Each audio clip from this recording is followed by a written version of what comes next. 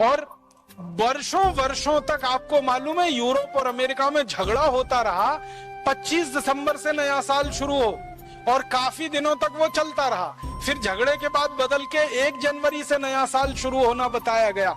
अब 1 जनवरी से उनके यहाँ नया साल शुरू होता है, उसके पीछे का कारण पूछो, कुछ कारण नहीं मालूम है कि 1 जनवरी को ही नया साल क्यों होता है, 15 जनवरी को क्यों नहीं हो सकता, 20 को क्यों नहीं हो सकता, या मार्च में क्यों नहीं हो सकता, अप्रैल में क्यों नहीं हो सकता।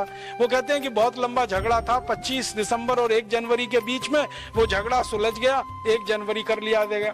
25 दिसंबर को तो फिर भी अर्थ उनके यहाँ समझ में आता है, ईसा मसीह से जुड़ा हुआ है, लेकिन 1 जनवरी तो कुछ भी समझ में नहीं आता किससे जुड़ा हुआ है। और इस देश में ऐसा बेहूदगी वाला हिसाब किताब बन गया है कि 31 दिसंबर की रात को और 1 जनवरी की सुबह देश के मुंबई, दिल्ली, मद्रास, बेंगलोर आदि आदि बड़े शहरों में होटल बुक किए जाते हैं, रात भर पार्टियां चलती हैं, कान फोड़ू संगीत बजाया जाता है और पता नहीं क्या क्या सब व्यभिचार किया जाता है। वो नए वर्ष मनाने का हमने पूरा नकल करके पश्चिम से या यूरोप अमेरिका से अपने जीवन में बसा लिया। और भारत में अगर हम नए वर्ष की बात करें तो भारत के अलग अलग क्षेत्रों में नए वर्ष मनाने की अलग अलग परंपरा है।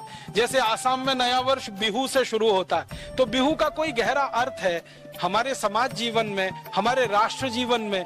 बिहू के पीछे पूरी संस्कृति है और पूरी की पूरी सभ्यता का दर्शन है, इसके लिए बिहू है और उसके साथ नए वर्ष की शुरुआत है। इसी तरह दक्षिण में हम चले जाएं तो मानते हैं कि ये दिन खास है, ये दिन खास है। उत्तर में, दक्षिण में, पूर्व में, पश्चिम में। अब ये पश्चिम भारत में गुजरात के लोगों के लिए बहुत महत्व का दिन है, दीपावली वाला। तो दीपावली के अगले दिन से वो नए वर्ष की शुरुआत मानते हैं, क्योंकि व्यापार के हिसाब से वो उनका सारा हिसाब है।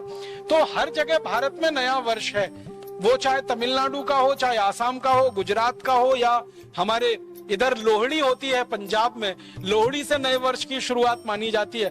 तो सब जगह कुछ ना कुछ विशेष आधार है और उसके पीछे पूरा दर्शन है। यूरोप और अमेरिका में तो न कोई आधार है न कोई दर्शन है, फिर भी हमने नकल करके 1 जनवरी को नया वर्ष मनाना शुरू कर दिया।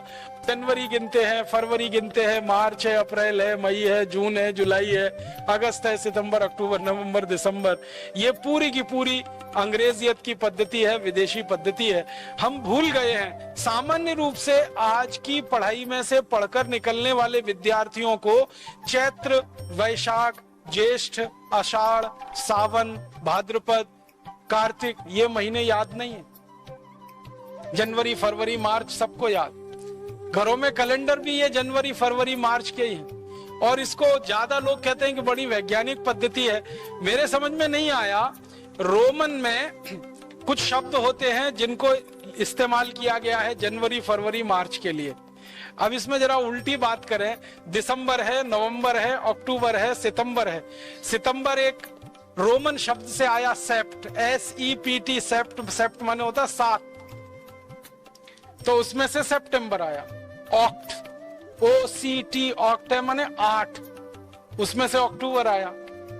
और ये नवम का जो NOV है ना, ये जो है ना 9 है, और दिसंबर का 10 है। अब अगर आप देखेंगे वास्तव में तो सितंबर 7वां महीना होना चाहिए रोमन के हिसाब से, और इन्होंने नकल किया, अंग्रेजों ने रोमन लोगों की, तो सितंबर बनाया। तो सितंबर 7वां महीना होना चाहिए। कौन सा है? 9वां है। अक्टूबर 8वां महीना होना चाहिए। कौन सा है? 10वां है। नवंबर 9वां महीना होना चाहिए। कौन सा है? 11वां है। दिसंबर 10वां महीना होना चाहिए। कौन सा है? 12वां है। कितनी अवैज्ञानिक पद्धति है महीने के गणना की, और इसका कोई अर्थ भी नहीं है। जितने भी अंग्रेज विद्वानों से पूछा जाए जनवरी का क्या अर्थ है, फरवरी का क्या अर्थ है, मार्च का क्या अर्थ है, अप्रैल का क्या अर्थ है, ये शब्द के पीछे की कोई गहराई है क्या, इसकी कोई व्याख्या है क्या? कुछ नहीं है। और हमारे यहाँ हर महीने के नाम का एक विशेष अर्थ है और उसके पीछे एक लंबी व्याख्या है। वो चाहे कार्तिक हो, चाहे भाद्रपद हो, चाहे सावन का महीना हो, श्रावणी हो, कोई भी महीना है, उसके पीछे एक विशेष विश्लेषण है और एक लंबा उसके पीछे आधार है। अगर मैं उस विषय में जाऊंगा बहुत समय खराब हो जाएगा, लेकिन अभी संकेत मात्र में कह रहा हूं कि भारतीय गणना के हिसाब से महीनों के जो नाम तय किए गए हैं ये विशेष अर्थ वाले हैं। अंग्रेजी पद्धति से जो हम नामकरण करते कोई अर्थ ही नहीं है और कोई बताता भी नहीं है उनके बारे में।